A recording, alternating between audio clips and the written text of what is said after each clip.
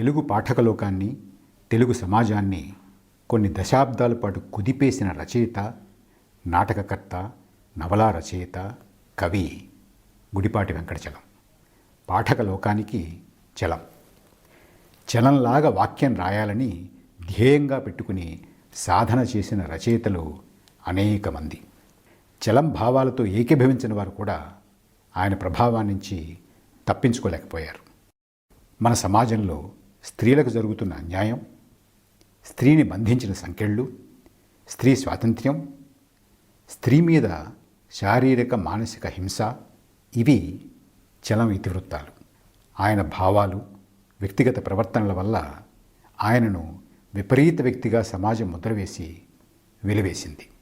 సూటిగా, పదునుగా, వ్యవహారిక పదాలతో కూడిన ఆయన వాక్యాలు ఆయన ఆయుధాలు. జలపాతంలా దూకుతుంది ఆయన కథనం. ఆయన సృష్టించిన అరుణ, అమీనా లాంటి పాత్రలు ఇవాల్టికి తెలుగు సాహిత్యంలో వాటి ప్రభావాన్ని కోల్పోలేదు. తను రాసినవన్నీ తన కోసం రాసుకున్నవని చెప్పుకున్నాడు చలం. తనలోని కుళ్ళును ఎత్తి చూపించడానికి, తనలో ఏ మూలను మిగిలి ఉన్న చెడును విమర్శించడానికి రాస్తే ఇతరులు చలం తమను తిట్టాడు అనుకున్నారు అన్నాడు.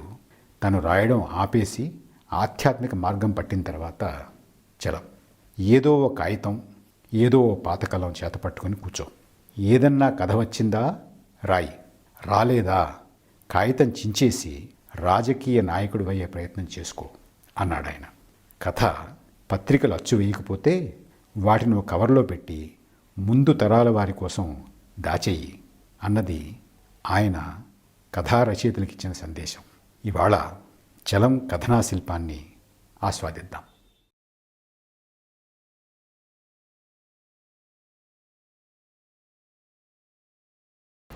చలం కథ 1922లో రాసిన ఆర్గ్యుమెంటు.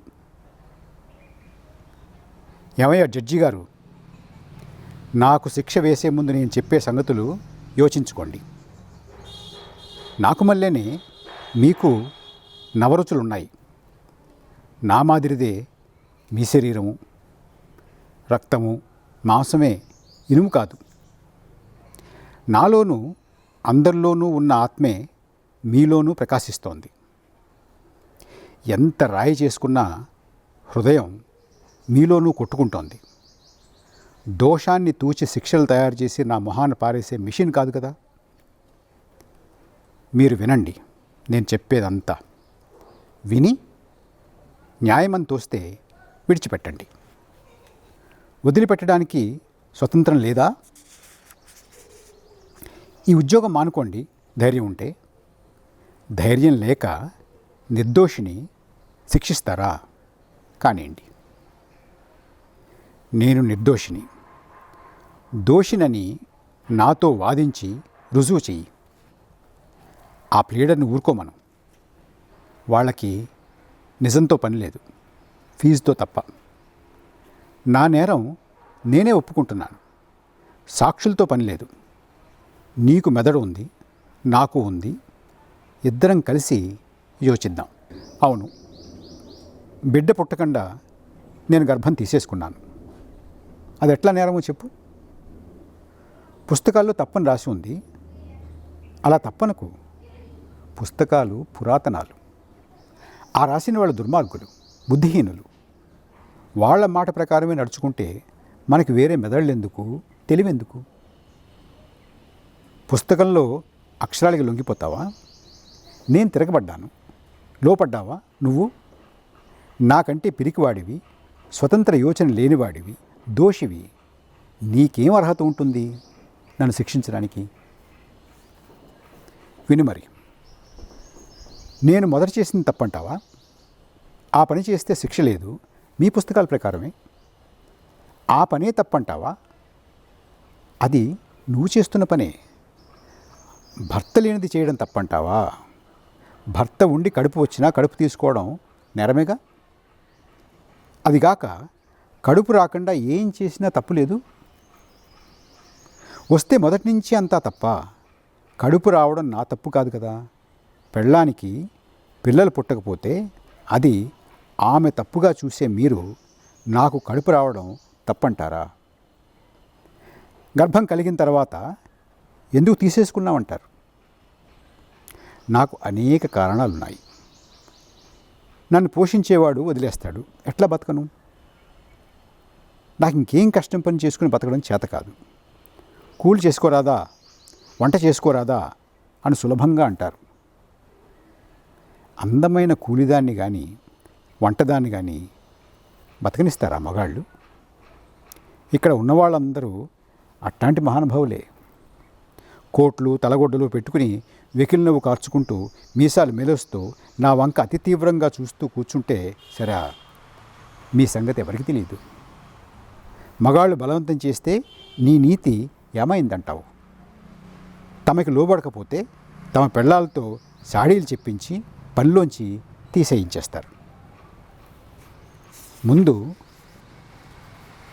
మొగుళ్ళ మీదనే సాడీలు చెప్తే మొగుళ్ళతో పోట్లాడినా చివరికి ఆడవాళ్ళు నన్నే పొమ్మంటారు మర్యాదగా.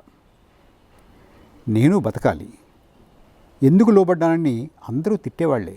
మీ భార్యల్ని అట్లా గదుల్లో దాచుకోకుండా కానీ లేకుండా నాకు మళ్ళీ వీధుల్లో పారేయండి.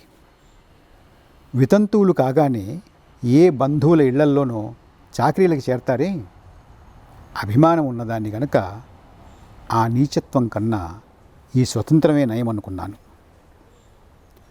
స్వతంత్రంగా సంపాదించమనండి ఓ దమ్మిడి మీ భార్యల్ని, తెలుస్తుంది ఆ కులుకు ఆ పాతివ్రత్యం అన్నీ ఏమవుతాయో.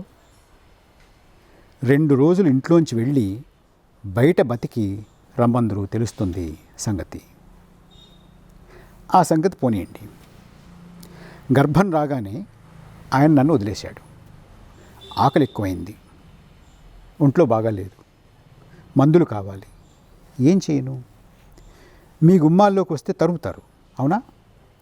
పతివ్రతలు మీ భార్యలు గుమ్మాలు కడుక్కుంటారు. మైల పడ్డామని నా నీడ తాకిన చోట పాన్నీళ్లు చల్లి శుద్ధి చేస్తారు. బిడ్డని కంటాననుకోండి, దాన్ని నువ్వు పెంచుతావయ్యా? పోనీ దాని పోషణకి ఖర్చిస్తావా? శరణాలయాలున్నాయి, కానీ నీతియుక్తంగా కన్న పిల్లల్ని తల్లిదండ్రులు చస్తే తీసుకుంటారట ఆ శరణాలయాలు. పెట్టిన వాళ్ళు నీతియుక్తంగా పుట్టారేమో అసలు. వెధవముండా కొడుకని అందరూ ఏడిపిస్తే ఎవరు ఓదారుస్తారు? నీ పిల్లలతో ఆడుకొనిస్తావా? నన్ను పోషించడమే మా ఆయనకి ఇంత కష్టంగా ఉంది. రోజుకి 3 సార్లు పొమ్మంటారు. నేనైతే మాడి చస్తాను. వాణ్ణి ఎట్టా చంపుకోను? వాడి బాధ చూడలేక వాణ్ణి ఏ బావిలోనో తోసి నేను ఉరకాలి. పేపర్లో చదువుతారు, ఒక స్త్రీ పిల్లాన్ని చంపి తాను చచ్చిందని. దీనికి ఏం పుట్టిందని తిట్టుకుంటారు. పేపరు మడిచి దీపం ఆర్పి పడుకుంటారు. మరి ఆ లాని ఏర్పరిచిన వాళ్ళు మీరో మీ తాతలో నాకు వెలి రాకుండా, నా బిడ్డకి అమర్యాద రాకుండా కాపాడతారా? ఆ సంగతి మీకేమీ తెలీదు. మీకు తెలిసిందల్లా నన్ను ఖైదులో పారేయడమే. అవును, నాకు వేరే గతి లేక ఆ దిక్కుమాలిన పిల్లకి ప్రాణం ఇచ్చి ఏడిపించడానికి కాఠిన్యం తక్కువై తల్లిని గనక ఈ పని చేశాను. మీ అభ్యంతరం ఏమిటి? మొదటిది, ప్రాణం తీశానన్నారు. అది నాలో భాగమా వేరే ప్రాణమా? నాలో భాగమైతే దాన్ని తీసేసుకుంటే మీకేం? నాకు కురుపులేస్తే కోసేసుకోను, నా చెయ్యి కోసేసుకుంటా, మీకేం? వేరే ప్రాణమా, నాది కాదా? అయితే నా లోపల దాన్ని ఎవరు ప్రవేశించమన్నారు? నా అనుజ్ఞ లేనిది లోపల ప్రవేశించి నన్ను బాధించమన్నదెవరు? మీ అనుజ్ఞ లేకుండా మీ ఇంట్లోకి ఎవరన్నా వస్తే మీరేం చేస్తారు? అట్లానే నేను బయటికి తరిమేశాను. చస్తే నేనేం చేయను? నేను రప్పించానా? లేదు. నాకు బిడ్డ పుట్టాలని ఏమాత్రమూ లేదు. నాలోకి వచ్చి నా ఆరోగ్యం, నా సౌందర్యం చెడగొట్టి నా మానం తీసేస్తే బాగానే ఉంది. నేను ఎందుకు దాన్ని కాపాడాలి? దానికోసమా? అవును, మీకోసంలాగే ఉంది. మీరందరూ దాన్ని తిట్టి వెక్కిరించి మీ పతివ్రతల్ని, మీ పిల్లల పవిత్రపు పుట్టుకల్ని సమర్థించుకునేందుకు. నా ఇష్టం వచ్చిన మందు నేను మింగుతాను. దాన్ని చావమన్నదెవరు? మీ పొట్టలో పాములు చేరితే అవి చావడానికి బాగానే మందులు తాగుతారే. దానికి అసలు ప్రాణం ఉన్నదని మీకు ఎట్లా తెలుసును? భూమి మీద పడింది ఊపిరన్నా పీలవదు. ప్రాణం ఉన్నదని మీకేం తెలుసు? నువ్వెప్పుడన్నా కడుపుతో ఉన్నావా? జడ్జి, నీకేం తెలుసు? పుట్టిన బిడ్డ తిండి లేక మాడి చస్తే నీ ప్రాణం సుఖంగా ఉంటుందా? నీ కళ్ళు చల్లగా ఉంటాయా? మరి ప్రాణం తీసిన వాళ్ళకి మరణశిక్ష కదా. అది వెయ్యరేం నాకు? అంటే పూర్తి మరో ప్రాణం కాదన్నమాట. అర ప్రాణం. పావు ప్రాణం ఉంటుందా? అరాత్మ, పావు ఆత్మ ఉంటాయా? నిండు ఆత్మలు మీకున్నాయా? ఉంటే నన్ను ఎందుకిట్లా ఏడిపిస్తారు? మిమ్మల్ని చంపినా తప్పు లేదు. అయితే కోడిగుడ్డుకి ఎన్నో వంతు ప్రాణం, గొర్రెకి వాటికి ఆత్మ ఉందా లేదా? అట్లా చూస్తామే. నీకేం తెలుసునని కూర్చున్నావు నన్ను శిక్షిస్తానంటూ. నా ఆరోగ్యం చెడిపోతుందంటారా? కాఫీ హోటల్లో చెడ తినేవారిని, పసి భార్యల కోసం మందులు తినే ముసలాళ్ళని దండించరేం? 40 ఏళ్లకే మూలశంకలు, అతిమూత్రాలు తెచ్చుకునే జడ్జీలని దండించరేం? దిక్కుమాలిన దాన్ని నేను దొరికానా? నా ఆరోగ్యం పోతే ఎవడికేం? నా ప్రాణం పోతే ఎవడికేం? దుర్మార్గంలో పడి ఎట్లా చచ్చిందోనని నన్ను చూసుకు సంతోషంతో కడుపు నింపుకుంటారు మీ భార్యలు. దీన్ని చంపినందుకు లోకల్లో మనుషులు తక్కువ అవుతారంటారా మీరందరూ? పుణ్యాత్ములు మీరున్నారు చాలదు. కనకుండా ఉన్న ప్రతి ఆడదాన్ని శిక్షించండి. వితంతువులందరినీ కనిపించండి బలవంతంగా. మీ జనసంఖ్య పెరగడానికి, ఇంకో జీవాన్ని నన్ను మోయమనడానికి మీరెవరు? సృష్టి సాగదంటారా? నాకే? నీకు సృష్టి సాగిస్తారని పూచీకత్తునిచ్చానా? అసలు నన్ను కనవద్దని సంఘం ఆజ్ఞాపించిందిగా. లా కనమంటోంది. కంటే సంఘం, కనకపోతే లా శిక్షిస్తాయి. మరి సంఘమే లాని ఏర్పరిచింది. సృష్టి నాలో ఇంకో జీవాన్ని పెట్టింది. దాన్ని తీసుకునే శక్తిని ఇచ్చింది. మధ్య మీకెందుకు?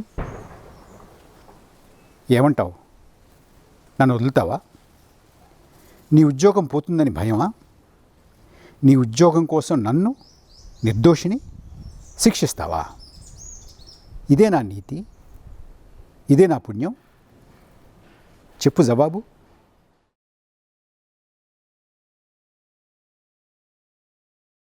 చలం కథ 1956లో రాసిన అవసరం లేని ఆపరేషన్. ఆ బాణాసంచా హడావిడి ఏమిటి? Tea party. ఎవరికి? ఈ ఊరు ఆడ డాక్టర్కి బదిలీ అయింది. ఇంత హడావిడ. ఈ ఊరి ప్రజలకి ఆమెను చూస్తే అత్యంత అభిమానం. ఎందుకు? 5 ఏళ్లలోనూ వాళ్ళవి 10,000 రూపాయలు బ్యాంకీలో వేసుకుంది. అందుకని. అంత తెలియగలతా? అదేమో మొదటి సంవత్సరం ఆమె మొహం చూసినవాడు లేడు. కానీ జూలైలో గావును ఒక విచిత్రమైన కేసు కుదిర్చింది. దాంతో ఆమె ప్రభ అద్వితీయంగా వెలిగింది ఈ 4 ఏళ్ళు. ఏం కేసు ఏమిటి? అదే తమాషా. అందులో ఈమె ప్రయోజకత్వం ఏమీ లేదు. కీర్తి మాత్రం ఈమెకి దక్కింది. వాళ్ళు మాకు బంధువులే. చెప్పనా? ఆమెకి 30 ఏళ్ళు. డాక్టర్కా? కాదు, మా బంధువురాలు ఒక ఆమెకి పిల్లలు లేరు. పిల్లలు లేకపోతే బతకడం ఎందుకనే మనోవ్యాధి పట్టుకుంది ఆమెకి. ఇంకా బిడ్డల కోసం వాళ్ళు పడ్డ శ్రమ, చేసిన ప్రయత్నాలు ఇన్నన్ని కాదు. ఎన్ని మందులో, ఎన్ని యాత్రలో, ఎన్ని విధాలైన ప్రదక్షిణాలో, ఎంతమంది బైరాగులకి, సన్యాసులకి బహుమతులు, ఏమీ లాభం లేక విసుకెత్తి రోజు ప్రతివారితో తన కథ చెప్పుకుని ఏడుస్తూ పడి ఉంది. చిన్నదాని ఇంకా నీకింత తొందర ఏమిటి, నిరాశ ఏమిటంటే వినదు. చివరికి ఒక పిల్లాన్ని తెచ్చి పెంచుకుంటే వాడు ఈమె ముద్దులు భరించలేక పారిపోయినాడు. తరువాత చిన్నపట్నం నుంచి పెద్ద బొమ్మనొక దాన్ని తెచ్చుకుంది. ఆ బొమ్మకి పాలిచ్చి, ముద్దాడి, నీళ్లు పోసి, చొక్కాలు తొడిగి, అది చేతులు కాళ్ళు ఆడించాలని, ఏడవాలని, మాట్లాడాలని ఆమె చేసే ప్రయత్నం చూస్తే అందరికీ అమితమైన జాలి కలిగేది. మా బంధువుల్లో పిల్లలు లేని దరిద్రులెవ్వరూ లేరు. కనుక ఈమె సిగ్గుపడి పిల్లలు లేని పాపం చేసినట్లయితే ఏ కార్యాలకి ఎక్కడికి వెళ్ళడం మానేసింది. ఎవరు తన ఇంటికి వచ్చినా వాళ్ళు తనని హేళన చేస్తున్నారని అనుకుంది. పిల్లల కోసం ఈమె చేయడానికి నిరాకరించే పని ఉందా అనిపించేది. ఇంతలో ఆ ఊరు ఒక స్వామివార్ల మీద గొప్ప స్వామివార్లు వచ్చారు. గొడ్రాళ్ళకి పిల్లలు పుట్టించడంలో ఆయన బహు నేర్పరి. గుంపులు గుంపులుగా ఆడవాళ్ళు ఆయన దర్శించి కృతార్థులవుతున్నారు. ఒక్క వితంతువులు మాత్రం ఆయన గాలి తగిలితే తమకి ఏ ఉపద్రవం కలుగుతుందో అని దూరాన తప్పుకుంటున్నారు. సరే, ఈమె ఆయన దర్శనానికి వెళ్ళింది. 15 రోజుల్లో గర్భిణి చిన్నాలు కనపడ్డాయి. వేవిళ్ళు మొదలైన సంగతులన్నీ సక్రమంగా జరిగాయి. ఇంకా ఉత్సవాలేమిటి, సూడెదులు, వచ్చే బంధువులు, పోయే బంధువులు, 10 నెలలు ఒకటే గొడవగా గడిచింది. 10 నెలలు దాటాయి, కనలేదు. సంవత్సరం అయింది, కడుపు అట్లానే ఉంది. వాళ్ళకి భయం వేసి ఈ డాక్టర్ దగ్గరికి తీసుకొచ్చి చూపారు. ఆమె పరీక్ష చేసి ఇది కడుపు కాదని రూఢిగా చెప్పింది. ఆ మాట వినగానే పాపం ఈ పిల్ల మూర్ఛపోయింది. బంధువులంతా గొల్లుమని ఏడ్చారు. వారం రోజులు మందిచ్చేటప్పటికల్లా పొట్ట కాస్త కరిగిపోయింది. ఇట్లా 10 నెలల గర్భిణిని వారం రోజుల్లో మాయం చెయ్య శక్తి కలిగిన డాక్టరు తిరిగి దాన్ని నిజంగా రప్పించలేదా అనే గట్టి విశ్వాసం వాళ్ళకు కుదిరింది. ఆమె తనకి చేత కాదు పొమ్మన్నా వాళ్ళు పోలేదు. ఒకరోజు రాత్రి ఈమె పోయి డాక్టర్ కాళ్ళ మీద పడి బతిమాలుకుని తనకి సంతానం కలిగిస్తే 1500 కాసుల పేరు ఇచ్చేస్తానంది. ఈ డాక్టర్ భర్త BA పాస్ అయి ఎండకాలపు సెలవులకి ఈమె ఇంట్లో ఉన్నాడు. ఒకరోజు భార్య ఆసుపత్రికి వెళ్ళినప్పుడు ఈ అమ్మాయి వస్తే నవ్వి చెయ్యి పట్టుకుని దగ్గరికి లాక్కున్నాడు. ఈ అమ్మాయి చాలా పూర్వాచార పరాయణురాలు, దైవభక్తిలో, భర్త సేవలో పెరిగిన మనిషి. పరపురుషుల ధ్యానం ఇంతవరకు ఎరగదు. అట్లాంటిది బలవంతంగా తటస్థించిన చాలా ఘోర పాపమని జంకుతుంది. అతని పైని గౌరవం చేత, భయం చేత ఏం అనకపోయినా అతని నుంచి తప్పించుకుని ఒక్క మాట మాట్లాడకుండా వెళ్ళిపోయింది. మళ్ళీ ఒంటరిగా ఆ ఇంటికి వెళ్ళలేదు. కానీ అతనికి మాత్రం ఈమె మీది మమకారం ఏమాత్రం వదలలేదు. మర్నాడు ఆపరేషన్ నిశ్చయమైంది. ఆ సాయంత్రం ఆ అమ్మాయి భయంతో డాక్టర్ ఇంటూ ఏడుస్తూ కూర్చుంది. తన భార్య పక్క గదిలోకి వెళ్ళినప్పుడు ఈమెతో, ఊరికే ఏడవకు, ఈ డాక్టర్లకు ఏం తెలుసు, ఈ ఆపరేషన్ లేకుండా అనేక మందులున్నాయి, మలయాళంలో, కాశ్మీరంలో అనేక క్రియలున్నాయి, అవి నాకు తెలుసు, డాక్టర్ ఆసుపత్రికి వెళ్ళిన తర్వాత రా చెప్తాను అన్నాడు అతను. ముందు వేళాకోళం అనుకుంది. కానీ ఆలోచించగా ఒకవేళ అతనికి ఏదన్నా మంత్రం తెలిసి ఉండకూడదా అని తట్టింది. ఆపరేషన్ అంటే ఆమెకున్న మహాభయము, బిడ్డ మీద ఆపేక్ష ఆమె విశ్వాసాన్ని మరింత బలపరిచాయి. ఇంటికి వెళ్ళి భర్తతో చెప్తే తప్పకుండా వెళ్ళి కనుక్కోమన్నాడు. ఆమె రాగానే డాక్టర్ భర్త కూర్చోబెట్టి ఈ సంగతులు మాట్లాడాడు. ఈ పిల్లలు పుట్టుకుపోవడము నీ లోపము కాదు, నీ పూర్వజన్మ లోపము కాదు, దేవుడికి నీ మీద ఆగ్రహము కాదు. లోకంలో గడ్డి పరకలకి 1000 గింజలు, ఈగలకి 1,00,000 గుడ్లు ప్రసాదించే ఈశ్వరుడు నిన్ను గొడ్రాలి చేయాలి అని ఉద్దేశపడతాడా? లోకమంతా జననీ ప్రేమతో మోగిపోతూ ఉంటే బిడ్డో అని ఏడ్చే నీకు బిడ్డలు లేకపోవడం ఏమిటి? పోనీ నీ దేహంలో రుగ్మత ఉందా? ఏ మూల లేదు. కోపం తెచ్చుకోకు. లోపమంతా నీ భర్తది. ఆయన వంశంలో పిల్లలు ఎక్కువ మంది ఉండరు, అవునా? మరి ఆయనకి ఆపరేషన్ చేయాలా? లాభం లేదు. అయితే ఎట్లానూ లేదు. ఏదో చెబుతా అన్నారు. మరి చెప్తే కోపం తెచ్చుకోవు కదా.